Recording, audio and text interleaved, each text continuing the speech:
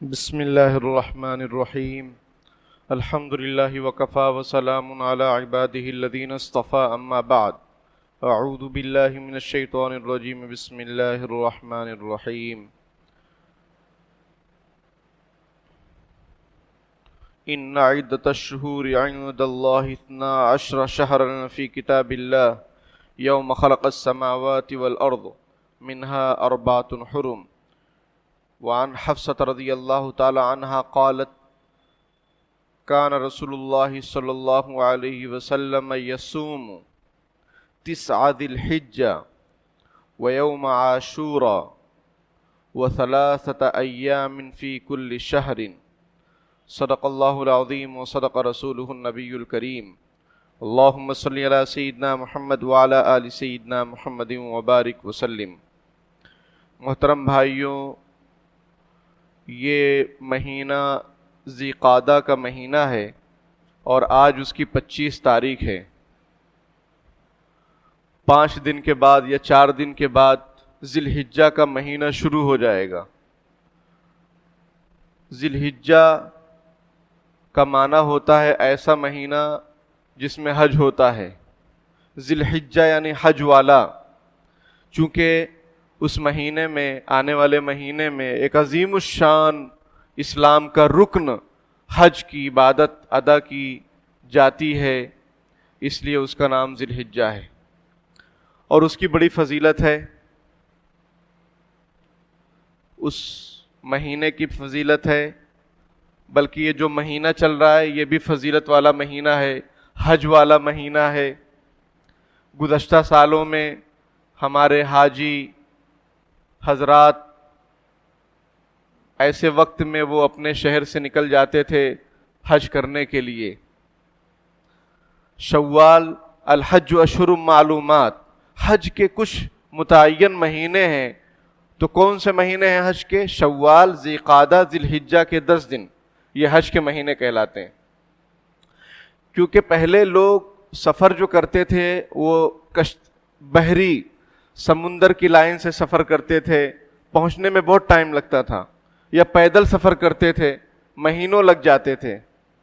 تو قرآن نے حج کے مہینے ذکر کیے ہیں، شوال، ذی قعدہ جو چل رہا ہے اور ذی الحجہ کے 10 دن۔ لیکن اس سال اللہ کی قدرت، اللہ کی شان استغنا کہ باہر سے حاجیوں کو آنے پر پابندی لگ گئی ہے۔ تو ایسے موقع پر وہ حضرات جو جانے والے تھے، جنہوں نے فارم بھر دیے تھے، جن کی تیاریاں ہو چکی تھیں، جن کے ارادے مکمل تھے، جن کے پاس اسباب بھی موجود تھے، اس لیے کہ حج سب پر فرض نہیں ہے۔ من استطاع الیہ سبیلا، جو حج کی کرنے کی استطاعت رکھتا ہو، پیسہ رکھتا ہو وہاں آنے جانے کا، تو ایسے بہت سارے حضرات، لاکھوں کروڑوں حضرات، کروڑ تو نہیں لاکھوں حضرات تیار تھے جانے کے لیے، لیکن حالات کی وجہ سے اور وہاں کی حکومت کے ڈیسیزن کی وجہ سے وہ جا نہیں سکتے۔ تو جا نہیں سکتے، وہ کیا سوچیں؟ وہ یہ سوچیں کہ یہ ہمارے گناہوں کی نحوست ہے کہ جو ہم جا نہ سکے، جو اللہ نے دروازوں کو بند کر دیا، حرمین شریفین کے دروازوں کو دوسرے لوگوں کے لیے بند کر دیا۔ وہ یہ سوچیں کہ یہ ہمارے گناہوں کی وجہ سے ہے اور اللہ پاک سے سچی پکی توبہ کریں۔ دوسرا یہ سوچیں کہ اللہ کی مرضی ہے، اللہ کی مرضی، تقدیر کیا ہے؟ والقدر خیری وشر من اللہ تعالی، اچھی بری جو بھی چیز ہمارے سامنے آ رہی ہے وہ اللہ رب العزت کی طرف سے آ رہی ہے۔ تقدیر پر ایمان رکھیں کہ بھائی اللہ کی مرضی ہے، نہیں جا سکے کوئی بات نہیں، اللہ چاہیں گے تو جائیں گے، نہیں چاہیں گے تو نہیں جائیں گے۔ یہ دوسری سوچ۔ تیسرا وہ یہ سوچیں، ان کے لیے یہ پیغام ہے کہ وہ اب جیسے دن قریب آئیں گے، ذی الحجہ کا مہینہ شروع ہوگا، ان کو ساری چیزیں یاد آئیں گی حاجیوں کو کہ وہاں پر یہ عمل ہوتا تھا، وقوف عرفہ ہوتا تھا، وقوف مزدلفہ ہوتا تھا، رمی جمرات کا عمل ہوتا تھا، اور میدان عرفات میں دعاؤں کا ایک سلسلہ ہوتا تھا، اور بھی ساری چیزیں ان کو یاد آئیں گی تو دل تڑپے گا، دل پر ایک بوجھ آئے گا، تو صبر کریں۔ انما یوفی الصابرون اجرہم بغیر حساب، کہ جو صبر کرنے والے ہیں ان کو خوب ثواب دیا جائے گا۔ صبر کریں، صبر سے کام لیں کہ بھائی ہم نہیں جا سکے، ہم صبر کرتے ہیں، مشقت ہوگی، تکلیف ہوگی، دل چاہے گا، تڑپے گا، اسی پر صبر کریں، اس پر بھی آپ کو بدلہ دیا جائے گا اللہ کی طرف سے۔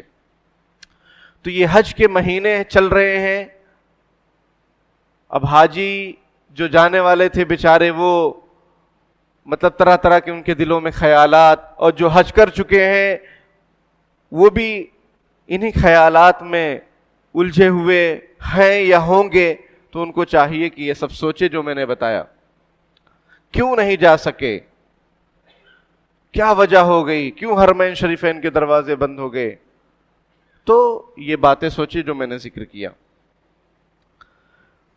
ذی الحجہ کے جو 10 دن ہیں اس میں حج کے اعمال ادا کیے جاتے ہیں، اور حدیث شریف میں نبی اکرم صلی اللہ علیہ وسلم نے ارشاد فرمایا کہ ذی الحجہ کے جو 10 دن ہیں اس میں روزہ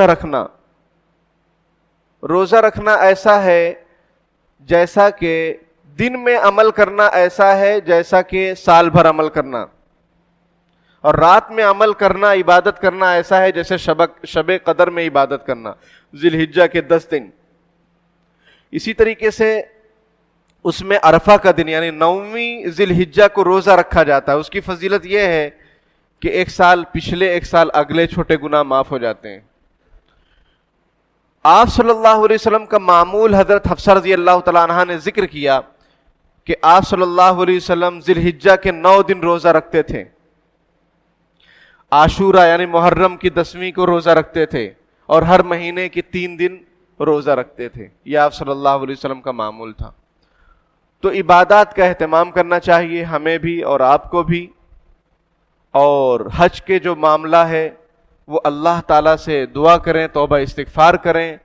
حج اور عمرہ ایک پکنک جیسا ماحول بن گیا تھا امت کے اندر، لیکن اللہ نے جو بریک لگا دی ہے، اب امید ہے کہ جب بریک کھلے گی اور دروازے جب کھلیں گے تو انشاءاللہ امت بہت جوش و خروش کے ساتھ، اخلاص کے ساتھ اللہ کے لیے اللہ کے دربار میں پہنچے گی، اللہ کے دربار میں پہنچے گی انشاءاللہ۔ عمرہ بھی شوق سے کریں گے، حج بھی شوق سے کریں گے، اس لیے کہ احساس اللہ نے دلا دیا۔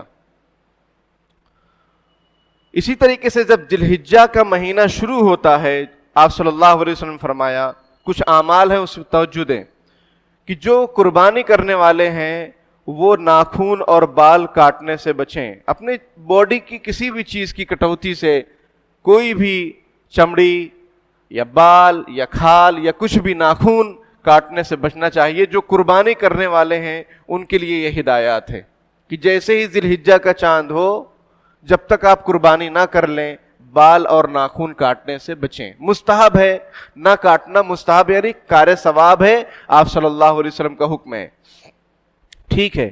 لیکن کسی نے بال کاٹے ہی نہیں، بال بڑے بڑے ہو گئے ہیں، 40 دن سے اوپر ہو گئے ہیں، ذی الحجہ کا مہینہ شروع ہو گیا ہے، اب اس پر بالوں کی صفائی واجب ہے کیونکہ 40 دن سے اوپر ہو گئے، اس لیے 5 دن ابھی باقی ہیں ذی الحجہ کا مہینہ شروع ہونے میں۔ آج 25 ذی القعدہ ہے، 5 دن باقی ہیں، تو ہم اس میں اہتمام کر لیں، بال ناخن وغیرہ سب فارغ رہیں، تاکہ جب جن کے ذمے قربانی ہے ان کے لیے یہ مسئلہ ہے کہ جیسے ہی ذی الحجہ کا چاند نظر آئے تو دعا پڑھنی چاہیے، چاند جب بھی نظر آئے دعا پڑھنا چاہیے، اللہم اہلہ علینا، اللہم اہلہ علینا بالامن والایمان والسلامت والاسلام ربی وربک اللہ، یہ دعا ہے چاند دیکھ کر پڑھنے کی۔ اس کے بعد جو قربانی کرنے والے ہیں وہ بال اور ناخن کے سلسلے میں پرہیز کریں جب تک ان کی قربانی نہ ہو جائے، ٹھیک ہے۔ ایک عمل یہ ہے۔ انشاءاللہ عرفہ کی فضیلت اور تکبیر تشریق بھی 9 ذی الحجہ سے شروع ہوتی ہے، اس کو آئندہ ہفتے ذکر کریں گے۔